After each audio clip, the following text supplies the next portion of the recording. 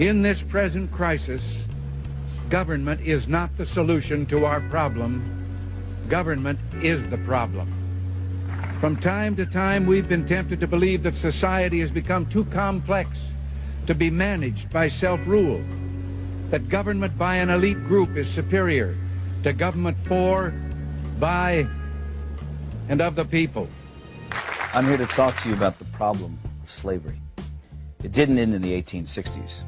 It's a social malady that's with us today, and it's increasing in its scope and virulence. The desire to enslave our fellow man is unfortunately intrinsic to the human character. It has been with us since the beginning of time, on every continent and in virtually every culture, from ancient Egypt to Babylon to Greece and Rome, Africa, Asia, Europe, and the United States. Germany and Japan openly practiced widespread slavery only 50 years ago, and the Soviet Union until less than a decade ago. China even today. It's a disease of our human nature, and yet people are under the impression that it no longer exists. I say to you that in a subtle form, it exists in America today, and it's becoming less subtle and more manifest. Madison Avenue has just cleaned it up a little bit, dressed it up in new words. The slave master is now Big Brother, someone to protect you, someone to confide in. But it's all the same. He owns your life. This may sound far-fetched, but I think I can prove it. When the IRS allows you a tax deduction, they and their congressional collaborators and the media call it a tax subsidy. In other words, they designate it as a gift to you, a subsidy. The only way they could conceive this terminology is by presupposing that they, i.e. the government, own all the money. Their view is that they're entitled to it all. That which they allow you to keep is their compassionate and generous gift to you. How can this be?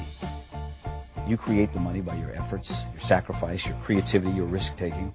So how can it belong to them? It's very simple. They own you.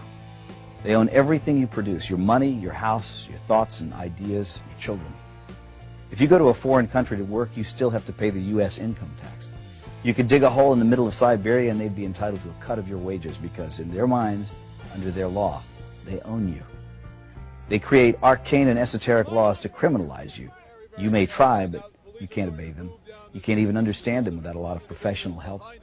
You have to run around slavishly collecting little pieces of paper, receipts, 7 years of detailed financial records because you might be called on to give an account of yourself to the big boss man. And if you've made a mistake, he can take everything you have. He loves it that way. Do you want to know what it is? The Matrix is everywhere. It is all around us. Even now, in this very room. You can see it when you look out your window or when you turn on your television. You can feel it when you go to work, when you go to church, when you pay your taxes. It is the world that has been pulled over your eyes to blind you from the truth. What truth? That you are a slave, Neo. Like everyone else, you were born into bondage, born into a prison that you cannot smell or taste or touch. A prison for your mind. What is the Matrix? Control. The Matrix is a computer-generated dream world, built to keep us under control in order to change a human being into this.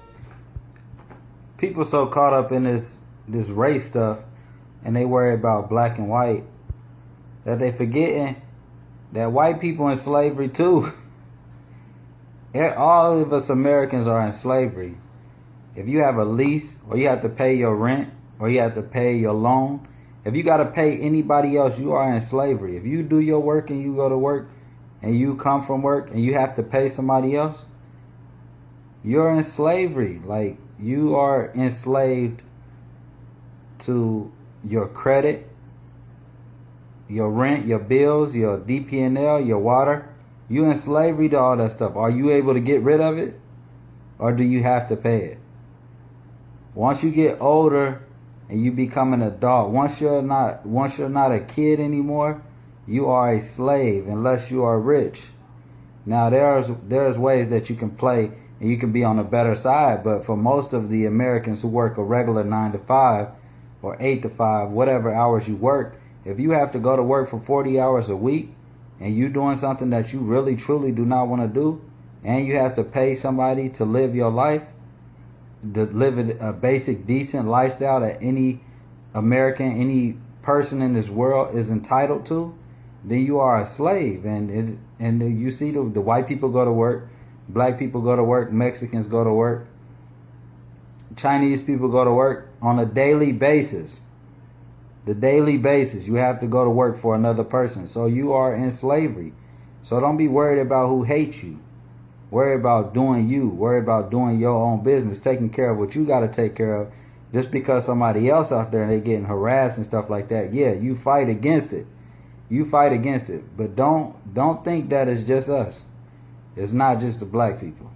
It's the world. The world is going through this shit. Hi everybody, and thank you for viewing this video.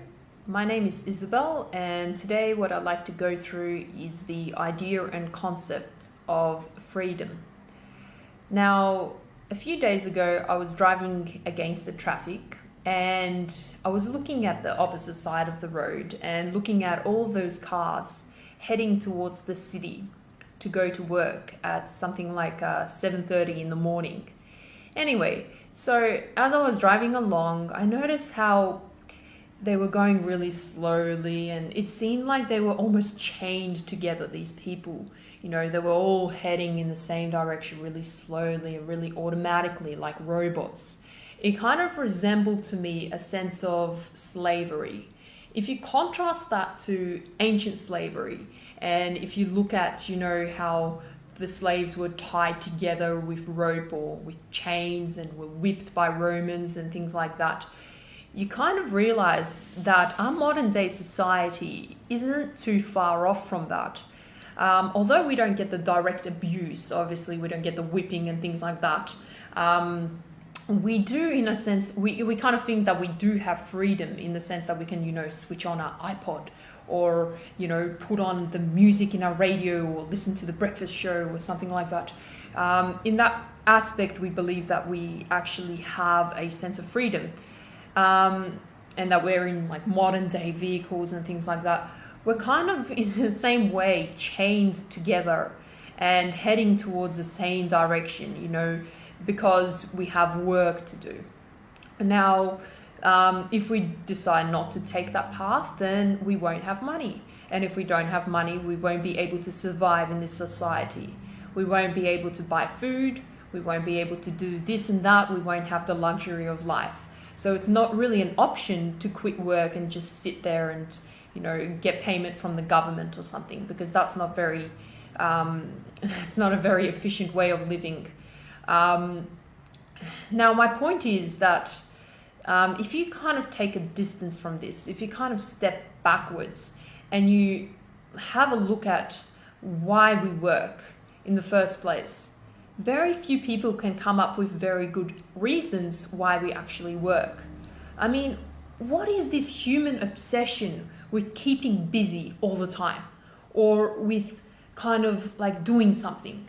What is this human obsession with not being able to just live a life in sort of nature, you know, not having to build all of this stuff?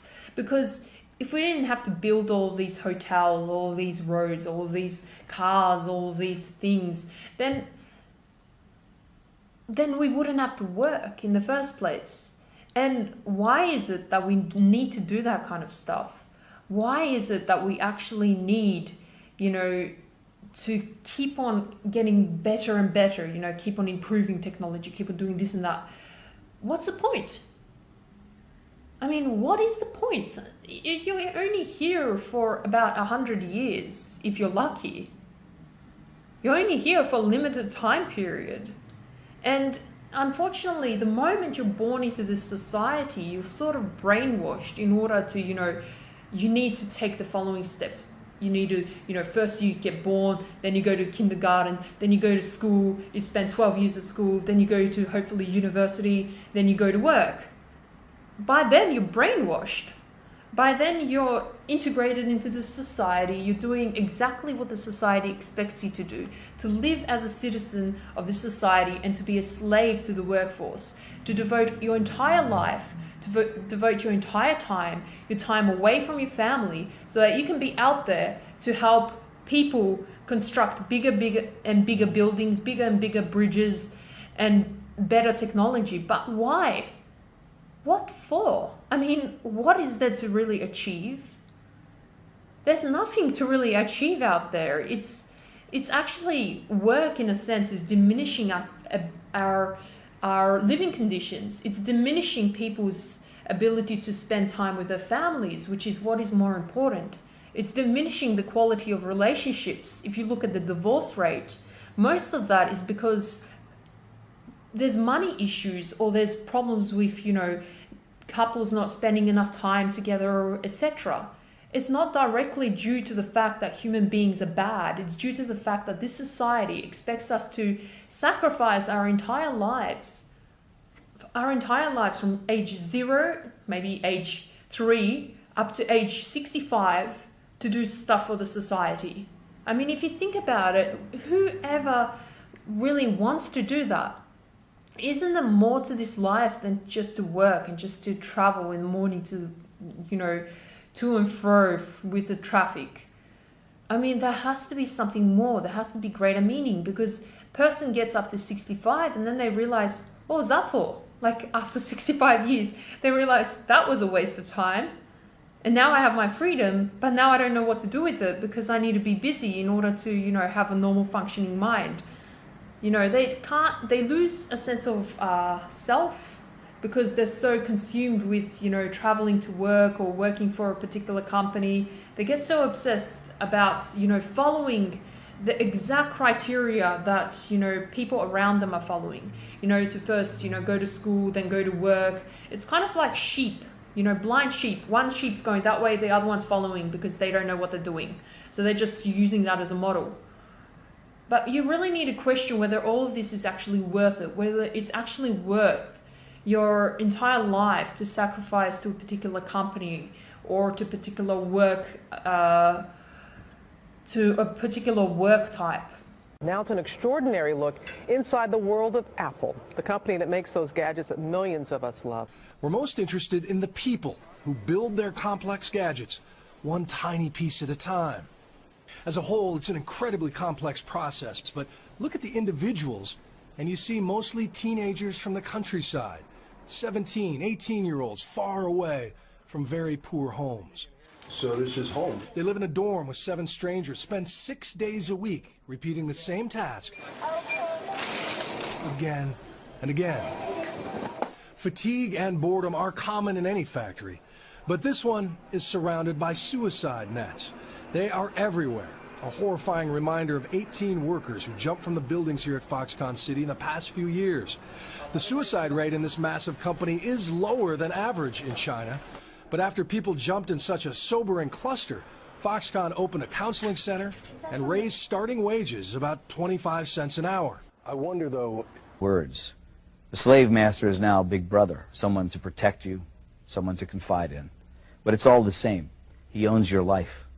This may sound far-fetched. The United States of America, home to 300 million people. Each of us assuming that if we obey the law and mind our own business, there's no reason for anyone to pay much attention to us. That's what we might think, but we would be wrong. Records are being created of activities that used to be wholly private. There are a lot of companies that you've never heard about, but they've heard something about you. Detailed personal information is being collected every day and used in ways we could never imagine. Most Americans are in your database somewhere, right? Also billions of transactions. Internet searches are being recorded. They keep everything. Your political leanings, your religious leanings, your medical concerns, your sexual concerns. Driving habits are being monitored. Vehicle speed, engine speed, whether the brakes are on or off. Employees are surveilled. He's heading back to the shop right now. Shoppers are observed, recorded, and analyzed. That's an alert right there. And personal phone calls? I was under the impression that nobody could steal my cell phone records. As it turns out, I was very, very wrong. We are living through a revolution, a surveillance revolution empowered by technology. Literally within 5 to 7 minutes, we've identified the individual. It's technology that can be put to good use to stop terrorists and solve crimes. But if information falls into the wrong hands, or it's just plain wrong, it can ruin lives. I went without a job for months. Tough 4 months? Very, very difficult for me. From implantable chips, they make a small incision in your arm, to data mining companies. Well, how secure is that database? We take an unprecedented look at the powerful business of personal information. We're not mining through the personal lives of innocent Americans. The government is now working with big business to take surveillance and information gathering to levels that were once the stuff of science fiction. Big Brother, if allowed to happen, will happen. And our job as responsible human beings in society is to make sure that that does not occur. Dr. Amanda Reeve, a Fresno, California OBGYN, had never heard of ChoicePoint. But ChoicePoint had heard of her. It's ChoicePoint's business to know about you. The company maintains a database that has information on virtually every U.S. citizen. Its trove of personal data, an estimated 17 billion records, includes phone numbers, addresses, credit reports, property records, bank accounts, insurance policies, and social security numbers. It sells this information to major corporations, nonprofit organizations, and the government. ChoicePoint's detailed information is used by its clients to conduct employee background checks, direct marketing, and criminal investigations. It's also valuable to thieves intent on stealing our identity. Dr. Reeve didn't know any of that on the day she first heard the name on the radio. Economic data out today shows double the... I heard a short piece of the news, something about this place called ChoicePoint. They had some sort of a breach of information. People's identities had been stolen. In 2005, the Alpharetta, Georgia company discovered it had given accounts and therefore access to its database to identity thieves posing as legitimate businesses. Reeve found out she was at risk when she received this letter. The letter talked about how my information may have been given out accidentally, and some people might have taken that information and they could apply for credit. Maybe I should call this number. The aftermath continues. I cannot apply for credit. I don't give information on the phone. It's nerve-wracking because that information is out there and I don't have any control over which way it goes, how it gets used.